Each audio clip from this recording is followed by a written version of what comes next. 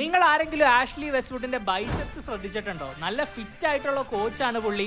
അത് മാത്രമല്ല, വേണ്ടി വന്നാൽ ആ കൈ മടക്കി ഒന്ന് തരാനും ഒരു മടിയില്ലെന്ന് അയാൾ തെളിയിച്ചിട്ടുണ്ട്. 2010 ഞാൻ ഈ പറഞ്ഞ സംഭവം. ആ ഒരു വർഷം റെക്സം വിട്ട ആഷ്ലി വെസ്റ്റ്വുഡ് നോൺ ലീഗ് ക്ലബായ കെറ്ററിംഗ് ടൗണിൽ ജോയിൻ ചെയ്തു.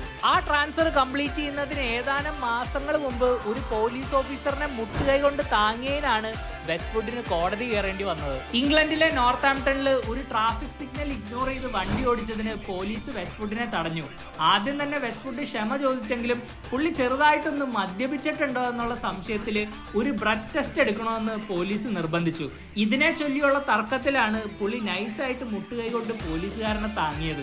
എന്തായാലും കേസ് കോർട്ടിലേക്ക് പോയി. വെസ്റ്റ്വുഡ് കോടതി കയറി. പോലീസുകാരൻ അത്ര വലിയ സീരിയസ് ഇഞ്ചുറി ഇല്ലാത്തതുകൊണ്ട് തന്നെ 1 വർഷത്തെ ഡ്രൈവിംഗ് ബാനും 80 മണിക്കൂറത്തെ അൺപെയ്ഡ് വർക്കും 700 പൗണ്ട് ഫൈനും ചുമത്തി ആ വിധി പാസാക്കി. ഇപ്പൊ മനസ്സിലായില്ലേ ആൾ ഇത്തിരി ടെററാണെന്ന്.